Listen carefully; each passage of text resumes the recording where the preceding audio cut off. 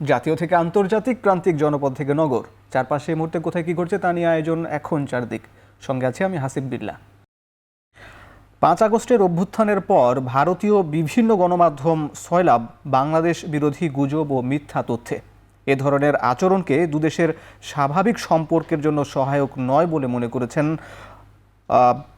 পররাষ্ট্র উপদেষ্টা তৌহিদ হোসেন।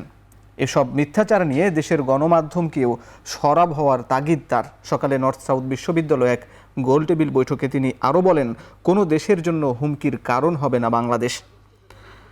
বাংলাদেশ ভারত সম্পর্ক নিয়ে গোলটেবিলে পররাষ্ট্র উপদেষ্টা বলেন, সমতার ভিত্তিতে সবার সাথে সুসম্পর্ক রাখতে চায় বাংলাদেশ। তিনি আরও বলেন, বিগত আওয়ামী লীগ সরকার ভারতের সমস্যা ও উদ্বেগ দূর করার চেষ্টা করেছে, তবে বাংলাদেশের সমস্যাগুলো সমাধানে তেমন নজর দেয়নি। ভারতের গণমাধ্যম বাংলাদেশের বিষয়ে যে অবস্থান নিয়েছে তা দুই দেশের সম্পর্কে নেতিবাচক প্রভাব ফেলেছে। প্রতিবন্ধকতা দূর করে অন্তর্বর্তী সরকার দুই দেশের সম্পর্ক এগিয়ে নিতে কাজ করছে বলেও জানান তিনি বলেন, জাতীয় ঐক্য না থাকায় কূটনৈতিক ক্ষেত্রে অতীতে অনেক কিছু অর্জন করতে পারেনি বাংলাদেশ। ভারতীয় মিডিয়া তারা হঠাৎ করেই একেবারে যেন তারা ভয়ঙ্কর ভাবে লেগে পড়লো আমাদের। আমি এটা স্পষ্টভাবে এবং খোলাখুলিও বলেছি, এমনকি আমার বিভিন্ন স্টেটমেন্টও বলেছি, এমনকি আমার এই দায়িত্ব নেওয়ার পরে আমি বলেছি যে ভারতীয় মিডিয়া যে ভূমিকা নিয়েছে এটা কোনো অবস্থাতেই দুটো দেশের মধ্যে স্বাভাবিক সম্পর্ক প্রতিষ্ঠার জন্য সহায়ক না, প্রতিবন্ধক। এটা একটা তারা কেন করছে তারা ভালো বলতে পারবেন। এখানে আমার মনে হয় আমাদের মিডিয়ার একটা ভূমিকা নেওয়া প্রয়োজন আছে। একেবারে রাষ্ট্র মেরামত ছাড়া এই সরকার বিদায় নিলে নতুন প্রজন্মের কাছে অন্তর্বর্তী সরকার কাঠগড়ায় দাঁড়াবে বলে মন্তব্য করেছেন প্রধান উপদেষ্টার প্রেস সচিব শফিকুল আলম। শনিবার রাজধানীর মহাখালীতে ব্র্যাক সেন্টারে এনডিএম এর আয়োজিত রাষ্ট্র সংস্কার প্রস্তাবনা বিষয়ে সেমিনারে তিনি এই মন্তব্য করেন। শফিকুল আলম বলেন, গত 15 বছরের আন্দোলন তাদের এই জায়গায় নিয়ে এসেছে। আগামী 31 ডিসেম্বর সংস্কার কমিশনগুলো প্রতিবেদন জমা দেবে উল্লেখ করে প্রেস সচিব বলেন, আন্দোলন পরবর্তী জনগণের মধ্যে যে আকাঙ্ক্ষা জেগেছে তার বাইরে গিয়ে আগামীতে কেউ রাজনীতি করতে পারবে না। বিএনপির স্থায়ী কমিটির সদস্য আমির খসরু মাহমুদ চৌধুরী বলেন, জনগণের ভোটে জয়ী হলে সবাইকে নিয়ে জাতীয় সরকার গঠন করবে বিএনপি। কয়টা কমিশনের কথা হয়েছে, আমরা আশা করছি ইজি পার্টটা সেটা শেষ হবে 31শে ডিসেম্বর। 31শে ডিসেম্বরের পরে আমরা সবাই মিলে ওইটা নিয়ে আমরা ডিবেট করব।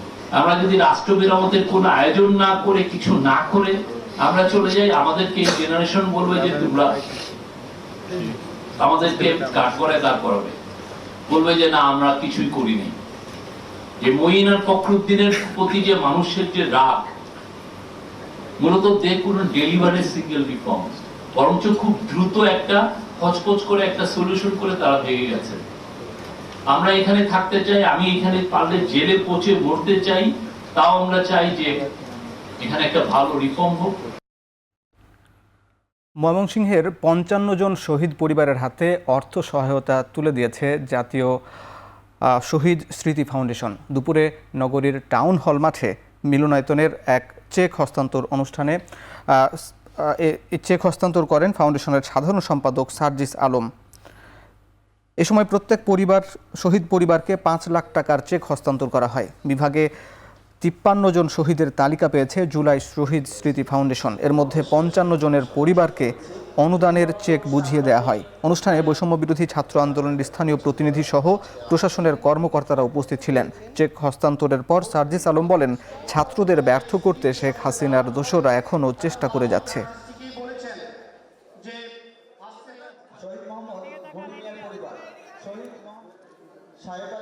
খুনি হাসিনা এবং তার দোসররা সব দিক দিয়ে চেষ্টা করছে আমরা যেন সফল না হই, এবং কোনোভাবে যদি আমরা ব্যর্থ হই, আমরা যারা এখানে রয়েছি কারোরই অস্তিত্ব খুনি হাসিনা রাখবে না। ওই 5ই আগস্টের আগে যেমন এমন অনেক শহীদ পরিবার রয়েছে ঠিকমতো দাফন করতে দেওয়া হয় নাই, বাড়িতে থাকতে দেওয়া হয় নাই, থানায় হয়রানি করা হয়েছে, আবার যদি খুনি হাসিনা দোসররা আসে একই কাজ করা হবে। বহিরাগত শক্তি নয়, জনগণের সমর্থনই ক্ষমতায় যাওয়ার একমাত্র অবলম্বন বলে মন্তব্য করেছেন স্থানীয় সরকার ও যুব ক্রীড়া উপদেষ্টা আসিফ মাহমুদ সজীব ভূঁইয়া।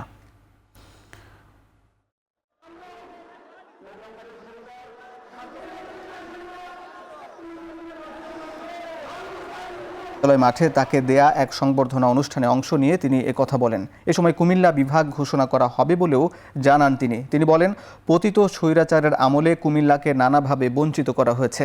সংবর্ধনা অনুষ্ঠানকে কেন্দ্র করে দুপুরের পর থেকে জড়ো হতে থাকেন বৈষম্য বিরোধী ছাত্র আন্দোলনের নেতাকর্মী সহ বিভিন্ন প্রতিষ্ঠানের শিক্ষার্থীরা।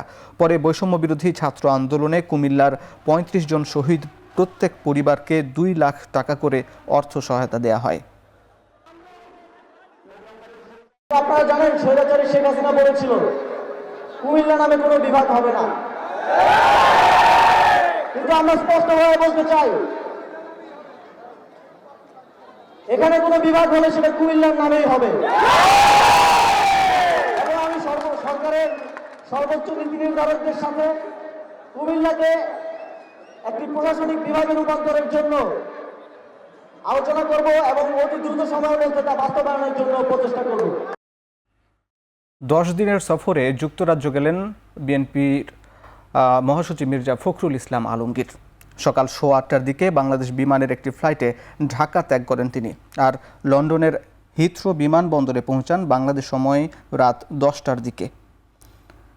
লন্ডন সফরে বিএনপির বিভিন্ন দলীয় অনুষ্ঠানে অংশ নেওয়ার কথা রয়েছে তার। পাশাপাশি দলের ভারপ্রাপ্ত চেয়ারম্যান তারেক রহমানের সাথেও বৈঠক করবেন মির্জা ফখরুল। দেশের চলমান পরিস্থিতি, সংস্কার প্রক্রিয়া, আগামী নির্বাচন সহ বেশ কিছু বিষয়ে 2 শীর্ষ নেতার আলোচনা হবে।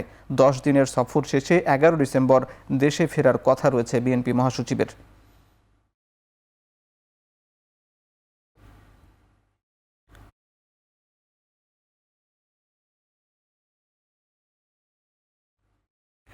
ব্যাংক লুটকারী ও জুলুম চালানো সকল ব্যক্তিদের আইনের আওতায় এনে দ্রুতই সুষ্ঠু নির্বাচনের রোডম্যাপ ঘোষণার দাবি জানিয়েছেন বিএনপি চেয়ারপারসনের উপদেষ্টা জয়নুল আবেদিন ফারুক। সকালে প্রেস ক্লাবের সামনে সংক্ষিপ্ত সমাবেশে তিনি একথা বলেন। হিন্দুস্তানের মোদির পায়ের তলে লুকিয়ে আছে। প্রিয় ভাইরা, তাই আজকে শেখ হাসিনার প্রেতাত্মারা আবারও কি শুরু করেছে এখনো শুনি। সচিবালয়ে নাকি শেখ হাসিনার প্রেতাত্মারা আবার একত্রিত হচ্ছে। বাংলাদেশে নির্বাচনের রোড ম্যাপ দিতে হবে। বাংলাদেশে যে অপতৎপরতা শুরু করেছে এরা, এদেরকে রুখে দিতে হলে জনপ্রতিনিধি সরকার দরকার।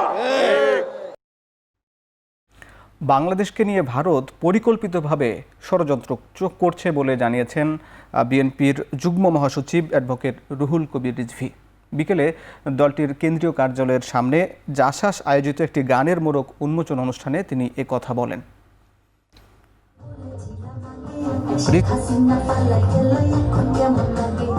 দেখা মিলছে, দেশকে পরাধীন করার চক্রান্ত চলছে। অস্থিতিশীল পরিবেশ সৃষ্টির লক্ষ্যে দেশে পঞ্চম বাহিনীর উপদ্রব ব্যাপকভাবে বিস্তার লাভ করেছে। একই সাথে দেশকে অশান্ত করার ষড়যন্ত্র চলছে। বাংলাদেশের মানুষ ভারতের অনুগত নয় জানিয়ে তিনি বলেন, ভারতের লোকও বাংলাদেশে চাকরি করেন। এ সময় জুলাই আগস্টে আন্দোলনে সাংস্কৃতিক ব্যক্তিদের অবদানের কথা স্মরণ করেন রুহুল কবির রিজভী। একটা দুটা নয়, অনেক পঞ্চম বাহিনী বাংলাদেশে তৈরি করে গেছেন শেখ হাসিনার সহায়তায় আমাদের পার্শ্ববর্তী দেশের পলিসি মেকাররা। এই পঞ্চম বাহিনী সম্পর্কে আপনাদেরকে সতর্ক থাকতে হবে। ওরা বলছে, এমনও বলছে, আমি অপপ্রচারের কয়েকটা দেখলাম তাদের বিভিন্ন ইউটিউবে, যে সার্জিক্যাল অপারেশন তারা করবে। তো ওরা কি মনে করে আমাদেরকে? আপনি সার্জিক্যাল অপারেশন করবেন আর আমরা হাত গুটিয়ে বসে থাকবো? জাতীয় ঐক্যমত ধরে রাখতে সব গণতন্ত্রমনা সব রাজনৈতিক দল, ব্যক্তি ও নাগরিক সমাজের মধ্যে সংলাপ জরুরি বলে মনে করেন গণফোরামের ইমেরিটাস সভাপতি ডক্টর কামাল হোসেন। দুপুরে রাজধানীর ইঞ্জিনিয়ার্স ইনস্টিটিউট মিলনায়তনে গণফোরামের ৭ম জাতীয় সম্মেলনে সভাপতির বক্তব্যে তিনি একথা বলেন। তিনি বলেন, বিগত ১৬ বছর রাষ্ট্রীয় প্রতিষ্ঠানগুলো নির্লজ্জ দলীয়করণের ফলে প্রায় অকার্যকর হয়ে পড়েছিল। এই সব প্রতিষ্ঠান সংস্কার ও নির্বাচনের সুষ্ঠু পরিবেশ তৈরি করতে ডক্টর মোহাম্মদ ইউনূস সরকারকে সহযোগিতা করা সব রাজনৈতিক দল ও দেশের জনগণের নৈতিক দায়িত্ব। এক্ষেত্রে যে জাতীয় ঐক্যমত সৃষ্টি হয়েছে তা ধরে রাখার আহ্বান জানান তিনি।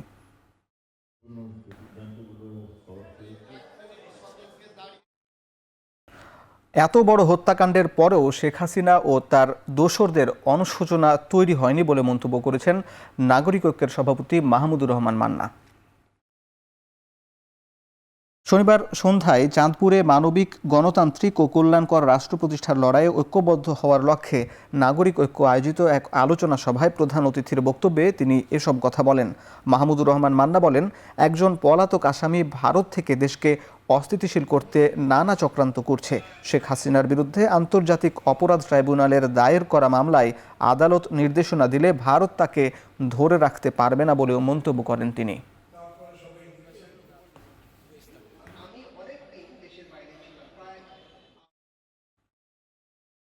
জামাতে ইসলামীর আমির ডাক্তার শফিকুর রহমান বলেছেন, আওয়ামী লীগ সরকারের সময় নির্যাতনে সাতক্ষীরার মানুষ সবচেয়ে বেশি শহীদ হয়েছেন।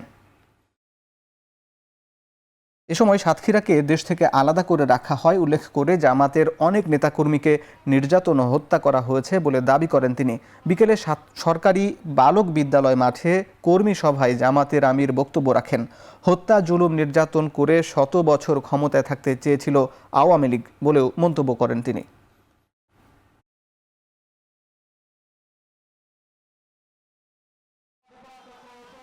সাতক্ষীরার উপর তারা জুলুম করেছে, সাতক্ষীরার জনগণের অধিকার দেয়নি। মানুষ খুন করেছে, গুম করেছে, পঙ্গু বানিয়েছে, ইজ্জতের উপর হাত দিয়েছে, সম্পদ লুণ্ঠন করেছে এবং মানুষকে কার্যত তারা তাদের দাসে পরিণত করেছে। বাংলাদেশকে ভারতের হাতে তুলে দিতেই বিডিআর হত্যাকাণ্ডের মাধ্যমে দেশপ্রেমিক ও স্বাধীনতা, সার্বভৌমত্বের অতন্ত্র প্রহরী সেনা কর্মকর্তাদের হত্যা করা হয়েছে। আর শেখ হাসিনা এ হত্যাকাণ্ডের মাস্টার মাইন্ড বলে দাবি করেছেন জামাত ইসলামীর সহকারী সেক্রেটারি জেনারেল মাওলানা মোহাম্মদ শাহজাহান। শনিবার দুপুরে রাঙামাটি জেলা জামাতের কর্মী সম্মেলনে প্রধান অতিথির বক্তব্যে এসব কথা বলেন তিনি। এ সময় ক্ষমতাচ্যুত শেখ হাসিনাকে উদ্দেশ্য করে তিনি বলেন, তিনি জনগণের ভোটের অধিকার কেড়ে নিয়েছেন। জুলাই বিপ্লবে পালিয়ে তিনি হিন্দুস্তানে আশ্রয় নিলেও দেশে প্রবেশের ষড়যন্ত্র করছেন, কিন্তু তার জন্য গণভবন নয়, ফাঁসির মঞ্চ অপেক্ষা করছে বলেও হুঁশিয়ারি দিয়েছেন মাওলানা মোহাম্মদ শাহজাহান। দীর্ঘ 18 বছর পর রাঙামাটি জেলা জামাতের এই কর্মী সম্মেলন অনুষ্ঠিত হয়।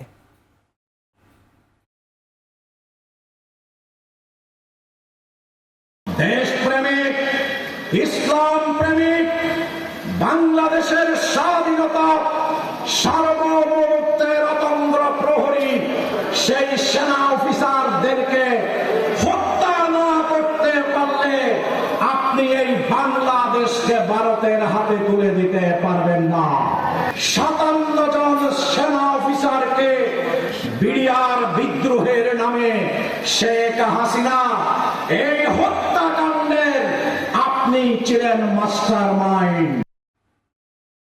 চট্টগ্রামে আইনজীবী সাইফুল ইসলাম হত্যার 4 দিন পর 31 জনকে আসামি করে নগরীর কোতোয়ালি থানায় মামলা করেছেন নিহতের বাবা জামাল উদ্দিন।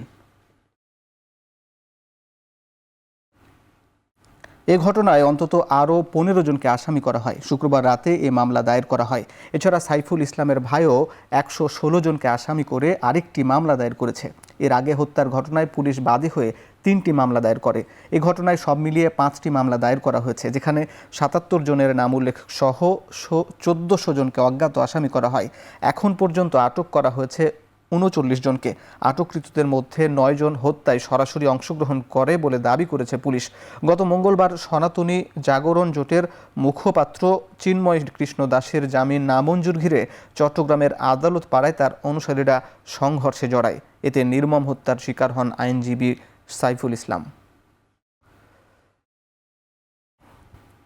পরিবারের পক্ষ থেকে যে এজাহার দায়ের করা হয়েছে সেখানে এই চিন্ময়ের নাম নেই। তারপর আমরা বিষয়টা তদন্ত করে দেখছি, যারা এই ধরনের ঘটনার সাথে জড়িত তারা যাতে প্রকৃতভাবে চিহ্নিত হয়, তাদের সংশ্লিষ্টতা যতটুকু সেটা সন্নিবেশিত হয়। প্রত্যেকটি বিষয়কে আমরা যথেষ্ট গুরুত্ব দিয়ে দেখছি, যাতে করে ন্যায় বিচারের প্রক্রিয়ায় আমরা আমাদের যতটুকু কর্তব্য রয়েছে সেটা আমরা উপস্থাপন করতে পারি। অর্থপাচার বন্ধে স্থায়ী পদক্ষেপ নেয়ার কথা জানালেন অর্থ উপদেষ্টা ডক্টর সালেউদ্দিন আহমেদ। এদিকে আমলাতান্ত্রিক জটিলতা নিরসনে বাণিজ্যিক সংগঠনের সংখ্যা কমানোর তাগিদ দিলেন বাণিজ্য উপদেষ্টা। শনিবার ঢাকা চেম্বার আয়োজিত বেসরকারি খাতের দৃষ্টিভঙ্গি, প্রত্যাশা ও অগ্রাধিকার শীর্ষক একদিনের ব্যবসায়িক সম্মেলনে উঠে আসে ব্যবসার পরিবেশের নানা সংকট। অন্তর্বর্তী সরকারের গেল 3 মাসে এসব সমস্যা সমাধান না হলেও তা নিরূপণের পাশাপাশি আর্থিক খাতের শৃঙ্খলা ফেরানো দরকার বলে মনে করেন ব্যবসায়ীরা। পাশাপাশি উৎপাদন ঠিক রাখতে জ্বালানি নিরাপত্তার গুরুত্ব উঠে আসে সম্মেলনে। এ সময় অর্থ উপদেষ্টা বলেন, কয়েক বছরের অনিয়ম কাটিয়ে উঠে আর্থিক খাতের সংস্কারে দৃশ্যমান পদক্ষেপ নেওয়া হয়েছে। সংস্কার নিয়ে অনেক রকম কথাবার্তা হচ্ছে। সংস্কার, আমি সঙ্গে মনে করি সংস্কার কথা বললাম, ইমিডিয়েট সংস্কার করতেই হবে। করাপশন, ব্যাংকিং সেক্টর, ইন্ডিয়া এবং স্টোরেজ মানি রিকভারি। আমরা একটা মেসেজ দিতে চাচ্ছি যে ভবিষ্যতে কেউ টাকা পয়সা পাচার করতে পারবে না, ভবিষ্যতে কেউ চুরি করে সেটা না। অনেকে বলে এত হাজার হাজার অ্যাকাউন্ট ফ্রিজ করে আছে। আমরা সেই সংস্কার করবো, সেটার পদার্থ যেন নেক্সট গভর্নমেন্ট অনুসরণ করে। গ্রাজুয়েশন নিয়ে যে চ্যালেঞ্জেস গুলো বলা হচ্ছে, in fact I see more challenges than the opportunity. আমরা এটা 2026-এ হব না 2030-এ হব, that could be the discussion, but আমাদেরকে হতেই হবে। Now are we ready in terms of our governance, in terms of ease of doing business, in terms of our fiscal policy, in terms of monetary policy? Probably not. Awami League সরকারের আমলে ব্যাংকগুলো মুখ দেখে ঋণ দেওয়ার কারণে নবায়নযোগ্য জ্বালানি খাতে বিনিয়োগ হয়নি বলে মন্তব্য করেছেন বিদ্যুৎ, জ্বালানি ও খনিজ সম্পদ উপদেষ্টা ফাউজুল কবির খান। আর এ খাতে বিদেশি বিনিয়োগ টানতে কার্যকর পদক্ষেপ নেয়ার তাগিদ বিশ্লেষকদের। শনিবার পল্টনে ইকোনমিক রিপোর্টার্স ফোরাম ইআরএফ আয়োজিত এক অনুষ্ঠানে নবায়নযোগ্য জ্বালানিতে বিনিয়োগ ঝুঁকিপূর্ণ নয় জানিয়ে উপদেষ্টা বলেন, সরকার নবায়নযোগ্য জ্বালানি নীতি তৈরিতে কাজ করছে। ভবিষ্যতে সরকার বিদ্যুৎ না কিনে মার্চেন্ট পাওয়ার পলিসির আওতায় উৎপাদন ও বিতরণ কোম্পানিগুলোর হাতে ছেড়ে দেবে। এ সময় এ খাতে বিনিয়োগ ঝুঁকিমুক্ত করার পরামর্শ দেন সিপিটির গবেষণা পরিচালক খন্দকার গোলাম মোয়াজ্জেম। ওই ধরনের রিস্ক গ্যারান্টির সাপোর্টগুলো যদি নিয়ে আসেন, গ্যারান্টি যদি দেন, তাহলে ব্যাংকগুলো উৎসাহিত হবে তাদের এই যে 4-5 বছরের যে ঝুঁকির পার্টটা, এটা তারা সেখানে ম্যাচ করার জন্য সুযোগ পাবে। সুতরাং আমাদের ওই ধরনের ফাইন্যান্সিয়াল ইনস্ট্রুমেন্ট নিয়ে আসতে হবে। যে জন্য রিনিউয়েবল যে ফাইন্যান্সিং আগায় নাই, এটার অনেকগুলো কারণ আছে। এর মধ্যে একটা কারণ হচ্ছে যে আমরা ব্যাংকগুলো ব্যালেন্স শিট ফাইন্যান্সিং এর দিকে মগ্ন, এবং ওই যে লোকের মুখ চেয়ে ঋণ দিতে তারা বেশি অভ্যস্ত। যে সরকার সব বিদ্যুৎ কিনবে, আমরা সেইটা থেকে বেরিয়ে আসছি। তো ওই জন্য আমরা একটা মার্চেন্ট পাওয়ার পলিসি দিয়ে রিপ্লেস করতেছি। হচ্ছে যে আপনি বিদ্যুৎ উৎপাদন করবেন এবং আপনি আপনার গ্রাহক ঠিক করবেন। সরকারের কিংবা পিজিসিবি কিংবা ডিস্ট্রিবিউশন কোম্পানি ডিস্ট্রিবিউশন লাইন ব্যবহার করতে পারবেন একটা হুইলিং চার্জ দিয়ে। বিগত সরকারের আমলে উন্নয়ন প্রকল্পের দুর্নীতি তদন্ত করার ঘোষণা দিয়েছেন গৃহায়ন ও গণপূর্ত উপদেষ্টা আদিলুর রহমান খান। বিকেলে চট্টগ্রাম উন্নয়ন কর্তৃপক্ষের সাথে মতবিনিময় সভায় তিনি এই কথা বলেন। মতবিনিময় সভায় তিনি বলেন, চট্টগ্রাম মহানগরের উন্নয়ন প্রকল্পগুলো জনবান্ধব হয়নি। এসব প্রকল্পের মাধ্যমে কিছু গোষ্ঠীর উন্নয়ন হয়েছে মাত্র। সব সংস্থাকে সাথে নিয়ে আগামীতে পরিকল্পিত উন্নয়নের কথা জানান তিনি। এ সময় Chittagong city mayor doctor Shahadat Hossain বলেন, আওয়ামী লীগ নেতাকর্মীদের সুবিধা দিতে অপরিকল্পিতভাবে ফ্লাইওভার ও র্যাম্প করা হয়েছে। সুষ্ঠু জনকল্যাণমূলক পরিকল্পনা যেটা চিটাগংয়ের মানুষের উপকারে আসবে সেরকম খুব বেশি দেখা যায় নাই।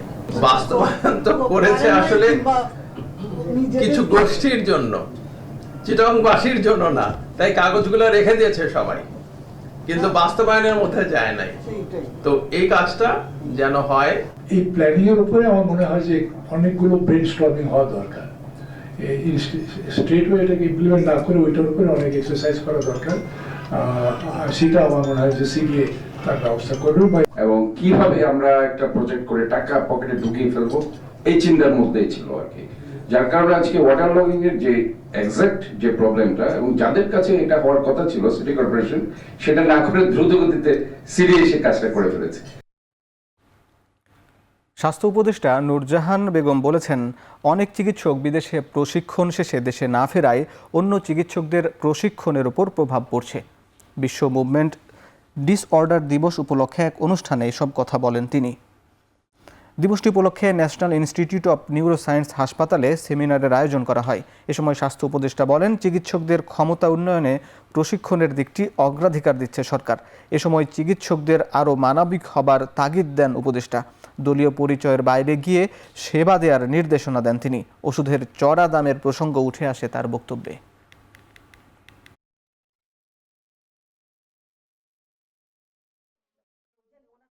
আমাদের প্রায় 40-এর উপরে, আমার কাছে এই পর্যন্ত যে তালিকা আসছে তাতে 40-এর উপরে ডাক্তার যারা বাইরে গেছেন এখনো ফিরেন নাই। তাদেরকে একাধিকবার চিঠি দেওয়া হয়েছে, তারা আর আসেননি। তাহলে এই অপচয়টা আমরা কি করে মেনে নিব? দরিদ্র দেশ। কাজে এই বিষয়টা আপনারা যখন কাউকে পাঠাবেন, কথাগুলো পরিষ্কার যেন থাকে যে ওনারা দেশ ফিরে আসবেন। রেস্টুরেন্ট ব্যবসা শুরু করার টাকা জোগাড় করতে রাজধানীর ধানমন্ডিতে যুক্তরাজ্য প্রবাসী চিকিৎসক আব্দুর রশিদকে খুন করা হয়। হত্যার ঘটনায় 3 জনকে গ্রেপ্তার করার পরই বেরিয়ে আসে এই তথ্য। গ্রেপ্তারের পর পুলিশ জানায়, আসামিদের 2 জন আব্দুর রশিদের বাসায় ভাড়াটিয়া ছিলেন। দীর্ঘদিন ধরেই ভাড়া সংক্রান্ত বিষয়ে তাদের মধ্যে ঝামেলা চলছিল। জিম্মি করে টাকা আদায়ের জন্যই তারা পরিকল্পনা করে ডাকাতির জন্য এই চিকিৎসক দম্পতির বাসায় যায়। ডাকাতির এক পর্যায়ে বাধা দিলে ছুরির আঘাতে আব্দুর রশিদ নিহত হন। শনিবার সকালে ডিএমপির মিডিয়া সেন্টারে এক সংবাদ সম্মেলনে রমনা বিভাগের উপপুলিশ কমিশনার মাসুদ আলম এ তথ্য জানান।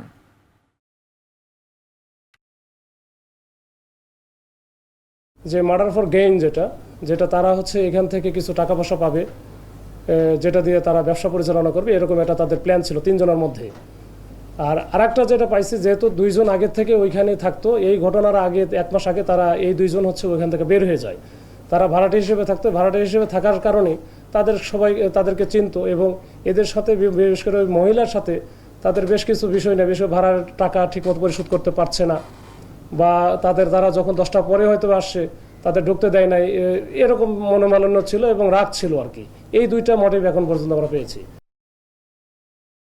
ছাত্র জনতার আন্দোলনে শহীদদের আত্মত্যাগ যে কোনো স্বৈর শাসকের বিরুদ্ধে অনুপ্রেরণার প্রতীক হয়ে থাকবে বলে মন্তব্য করেছেন সঙ্গীতশিল্পী বেবি নাজরিন। শনিবার বেলা 11:30টার দিকে সৈয়দপুর বিমানবন্দরে সাংবাদিকদের এ কথা জানান তিনি।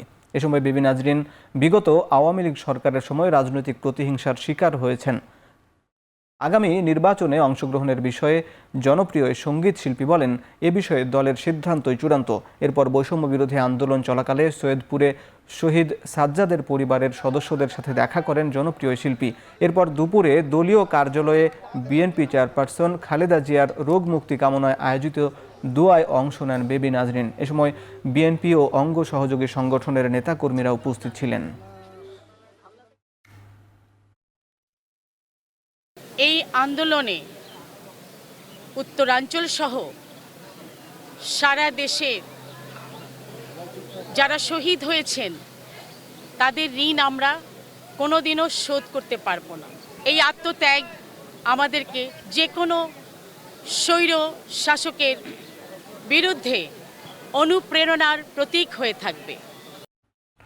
ঝালকাঠিতে জুলাই আগস্টে ছাত্র জনতার গণ অভ্যুত্থানে আহত শহীদদের স্মরণ সভা অনুষ্ঠিত হয়েছে। সকালে জেলা প্রশাসক কার্যালয়ের সম্মেলন কক্ষে স্মরণ সভা অনুষ্ঠিত হয়। স্মরণ সভায় বক্তারা বলেন, পতিত সরকারের সাবেক প্রধানমন্ত্রী পালিয়ে গিয়ে ভারতে বসে দেশ বিরোধী ষড়যন্ত্র করছেন। দেশকে স্থিতিশীল রাখতে সবাইকে ঐক্যবদ্ধ হওয়ার আহ্বান জানান তারা। স্মরণ সভা শেষে আহত ও নিহত পরিবারের সদস্যদের মাঝে জেলা প্রশাসনের পক্ষ থেকে আর্থিক অনুদান দেয়া হয়। সভায় উপস্থিত ছিলেন জেলা প্রশাসক আশরাফুর রহমান, জেলা বিএনপির সদস্য সচিব সহ গণ অভ্যুত্থানে আহত ও নিহতদের পরিবারের সদস্য ও ছাত্র সমন্বয়করা।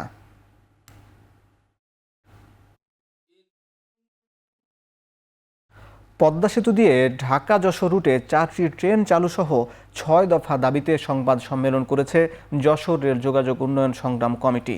দাবি আদায়ে আগামী 3 ডিসেম্বর রেলপথ অবরোধেরও ঘোষণা দেয়া হয়। সকালে যশোর জংশনে এক সংবাদ সম্মেলনে এ ঘোষণা দেন কমিটির নেতারা। তারা বলেন, পদ্মা সেতু লিংক প্রজেক্ট স্বল্প সময়ে ঢাকার ঢাকায় যাওয়ার স্বপ্ন দেখিয়েছে যশোরবাসীকে, কিন্তু প্রকল্প উদ্বোধনের সময় যত ঘনিয়ে আসছে ততই তাদের স্বপ্ন দূরে সরে যাচ্ছে। কারণ খুলনার ট্রেনগুলো যশোর জংশনে আসবে না। যশোরবাসীকে ঢাকাগামী ট্রেনে উঠতে বাঘারপাড়ার পদ্মবিলা স্টেশনে যেতে হবে। পদ্মা সেতু রেল প্রকল্পের সুবিধা পেতে যশোর থেকে সরাসরি ঢাকাগামী 4টি ট্রেন চালু করার দাবি জানান তারা। ভারতীয় ইসকন সমর্থকদের বাধার কারণে চালতলাপুর শুল্ক স্টেশনে দিয়ে 4 দিন ও বুটলি শুল্ক স্টেশন দিয়ে 3 দিন ধরে ভারতের সাথে আমদানি রপ্তানি করতে পারছেন না ব্যবসায়ীরা জানান, ভারতীয় ইসকন সমর্থকরা মিছিল নিয়ে শূন্য রেখায় এসে বাঁশ পুঁতে লাল পতাকা টানিয়ে মালামাল ওঠানামা ও গাড়ি ঢোকার জায়গা বন্ধ করে দিয়েছে। বাংলাদেশি কাস্টমস ও ভারতীয় কাস্টমস মালামাল রপ্তানি করতে চাইলেও বাধার কারণে তা হচ্ছে না। ফলে ব্যাহত হচ্ছে কোটি কোটি টাকার মালামালের আমদানি রপ্তানি।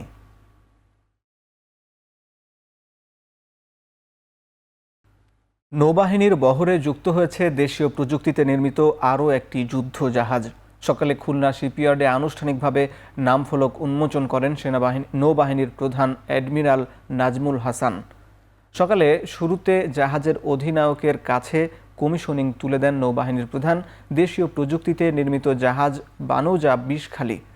আধুনিক প্রযুক্তি সম্পন্ন এই জাহাজটিতে রয়েছে একটি বাফার গান, 2টি heavy machine gun, GPS, echo sounder system সহ বিভিন্ন ধরনের যুদ্ধ সরঞ্জাম। এ সময় প্রধান অতিথির বক্তব্যে নৌবাহিনী উন্নয়নে বিভিন্ন দিক তুলে ধরেন নৌবাহিনী প্রধান।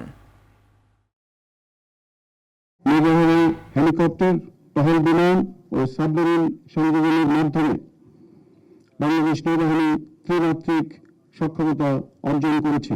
এছাড়াও বাংলাদেশের অর্থনীতির মূল প্রাণকেন্দ্র চট্টগ্রাম, বনগাঁ ও পায়রা বন্দর এবং নবনির্মিত মাতারবাড়ি কুড়িল সমুদ্র বন্দরের নিরাপত্তা নিশ্চিতকরণ নৌবাহিনীর একটি গুরু দায়িত্ব, যা এই বাহিনী সফলতার সাথে পালন করে চলেছে। এশিয়ার সবচেয়ে পরিচ্ছন্ন নগরী ও স্বাস্থ্যকর শহরের তকমা পাওয়া রাজশাহী শহরের বায়ু দূষণের মাত্রা দিন দিন উদ্বেগজনক হারে বাড়ছে। বরেন্দ্র পরিবেশ উন্নয়ন নামের একটি স্বেচ্ছাসেবী সংগঠনের বায়ুমান পরীক্ষার ফলাফলে এমন তথ্য মিলেছে।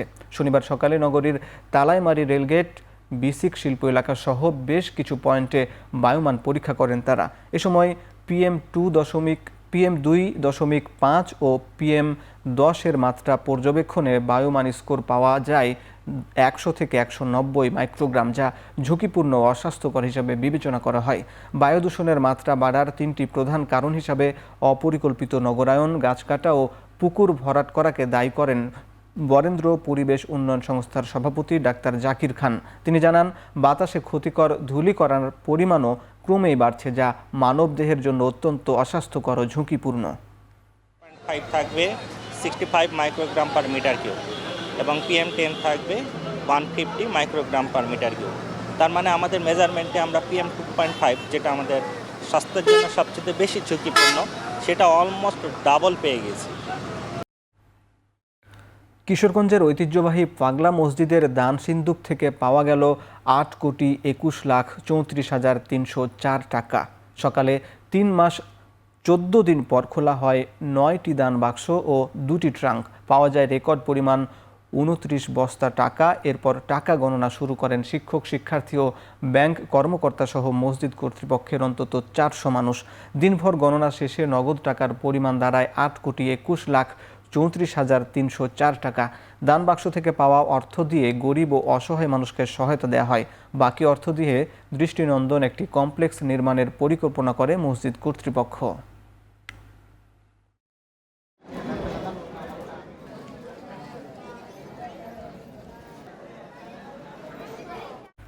এক মাস বন্ধ থাকার পর কক্সবাজারের মাতারবাড়ি বিদ্যুৎ কেন্দ্রের ফের উৎপাদন শুরু হয়েছে। সন্ধ্যায় জাতীয় গ্রিডে 600 মেগাওয়াট বিদ্যুৎ। কয়লার অভাবে 1 মাস বন্ধ ছিল প্রতিষ্ঠানটি। গত বুধবার ইন্দোনেশিয়া থেকে একটি জাহাজে করে মাতারবাড়ির জন্য 70,000 টন কয়লা আনা হয়। আমদানিকৃত সেই কয়লা দিয়েই উৎপাদন শুরু করা হয়েছে। কোল পাওয়ার জেনারেশন কর্তৃপক্ষ জানায়, শীতকালে বিদ্যুতের চাহিদা যেহেতু কম, তাই একটি ইউনিট চালু করা হয়েছে। চাহিদা বাড়লে জানুয়ারির দিকে উৎপাদন বাড়তে পারে। এই বিদ্যুৎ কেন্দ্রের 2টি ইউনিটের উৎপাদন ক্ষমতা 1200 মেগাওয়াট।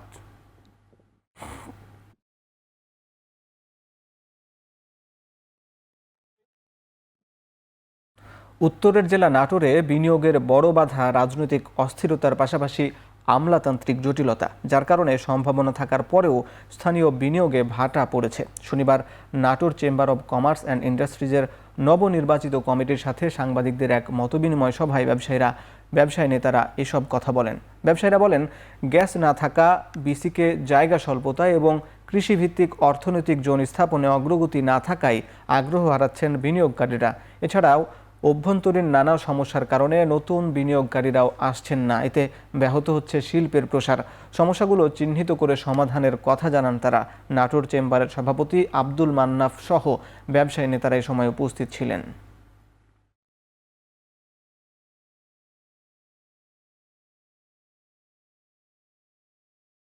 ক্রেতাদের জন্য এই সময়ে অস্থির বাজারে স্বস্তির অফারে কোটিপতি হন। অফার ঘোষণা করল বাংলাদেশের অন্যতম শীর্ষস্থানীয় জনপ্রিয় ইলেকট্রনিক্স ব্র্যান্ড মিনিস্টার। শনিবার মিনিস্টারের প্রধান কার্যালয়ে সংবাদ সম্মেলনের মাধ্যমে এই অফারটি ঘোষণা করা হয়। এ সময় উপস্থিত ছিলেন প্রতিষ্ঠানের হেড অব ব্র্যান্ড মার্কেটিং ও কমিউনিকেশনস সোহেল কিবরিয়া, শোরুম বিভাগের পরিচালক মাহমুদুর রহমান খান সহ ঊর্ধ্বতন কর্মকর্তারা। এই অফারে মিনিস্টার ব্র্যান্ডের যে কোনো মডেলের fridge, AC, LED TV, washing machine ও মাইক্রোওয়েভ ওভেন কিনলে পাওয়া যাবে ক্র্যাশ কার্ড, এবং যা ঘষে হতে পারেন কোটিপতি। বঙ্গোপসাগরে সৃষ্ট ঘূর্ণিঝড় ফিঞ্জাল ভারতের দক্ষিণাঞ্চলের তামিলনাড়ু রাজ্যের পুদুচেরি উপকূলে আছড়ে পড়তে শুরু করেছে। এর প্রভাবে ঝড়ো হাওয়া সহ শুরু হয়েছে বজ্রবৃষ্টি। ঘূর্ণিঝড়ের প্রভাবে শ্রীলঙ্কায়ও জারি করা হয়েছে রেড অ্যালার্ট। এ সময় বাতাসের গতিবেগ ছিল ঘন্টায় 70 থেকে 80 কিলোমিটার। ফিঞ্জালের প্রভাবে এরই মধ্যে তামিলনাড়ু সহ আশেপাশের কয়েকটি জেলায় প্রবল বৃষ্টিতে দেখা দিয়েছে আকস্মিক বন্যা ও জলাবদ্ধতা। ক্ষয়ক্ষতি এড়াতে স্থানীয় সময় রোববার ভোর 4টা পর্যন্ত বন্ধ রাখা হয়েছে চেন্নাই বিমানবন্দর এবং বাতিল করা হয়েছে 55টি ফ্লাইট ও রাজ্যের ট্রেন চলাচল। এছাড়া তামিলনাড়ুর 6টি জেলায় রেড অ্যালার্ট জারি করে বন্ধ রাখা হয়েছে সব শিক্ষা প্রতিষ্ঠানও। মোতায়েন আছে 18,000 পুলিশ, দমকল ও কোস্টগার্ড সদস্য। এদিকে উপকূলবাসীকে নিরাপদ আশ্রয়ে চলে যাওয়ার নির্দেশ দিয়েছে লঙ্কান সরকার।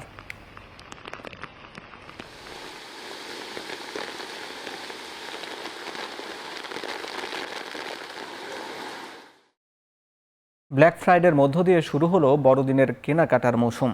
মাঝের 26 দিনে কেমন বিক্রি হবে সেটি বলে দেবে ব্ল্যাক ফ্রাইডে, বলছেন বিক্রেতারা। বিশাল মূল্য ছাড়ে পছন্দের পণ্য কিনতে দোকান খোলার আগে লম্বা ভিড়, যদিও এ বছর ভিড় অনেকটা কম, বলছেন ক্রেতারা। যুক্তরাষ্ট্রে থ্যাঙ্কস গিভিংয়ের পরের শুক্রবার বিশেষ মূল্য ছাড়ের উৎসব চলে দেশ জুড়ে। গেল কয়েক বছর ধরে বিশ্বের আরও অনেক দেশের সাথে এ রীতি গ্রহণ করেছে দক্ষিণ আমেরিকার দেশ ভেনেজুয়েলাও। গেল অক্টোবরে দেশটিতে মূল্যস্ফীতি ছিল বছরের সর্বোচ্চ 23% বেশি। দ্রব্যমূল্যের ঊর্ধ্বগতিতে অনেক নিত্যপণ্যই চলে গেছে সাধারণ ভেনেজুয়েলানদের নাগালের বাইরে। এমন সময়েই মূল্য ছাড়ে কেনাকাটার এই উৎসব শুরু হলো।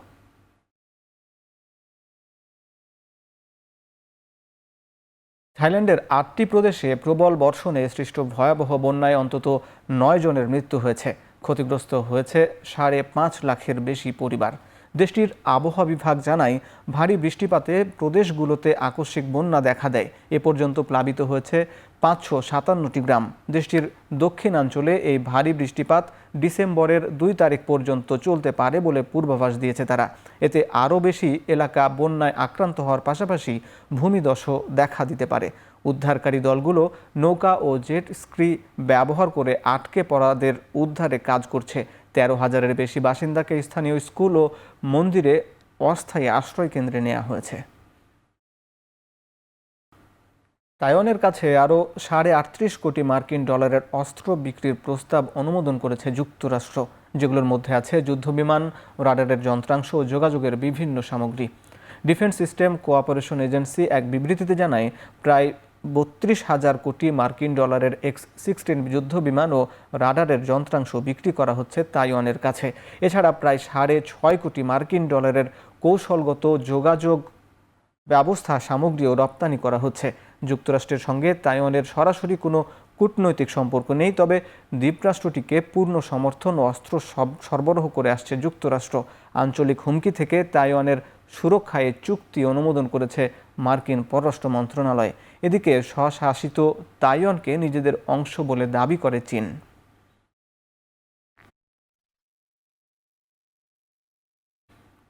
প্রায় ৩ বছরের যুদ্ধে প্রথমবারের মতো যুদ্ধবিরতি নিয়ে অবস্থান পরিবর্তন করলেন ভ্লাদিমির জেলেনস্কি।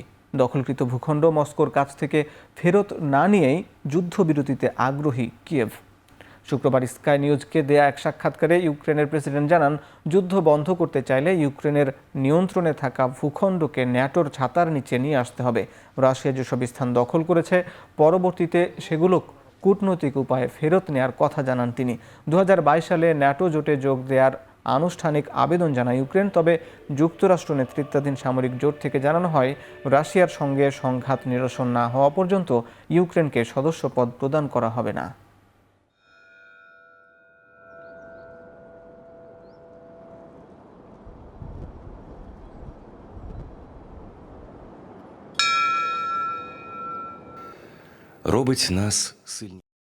শেষ করছি এখন চারদিক। এখন টেলিভিশন ওয়েবসাইটে দেখতে ভিজিট করুন www.ekhon.tv। এখন টিভি ফেসবুকে দেখতে ভিজিট করুন facebook.com/tv.ekhon এবং ইউটিউবে দেখতে ভিজিট করুন youtube.com/c/ekhon tv।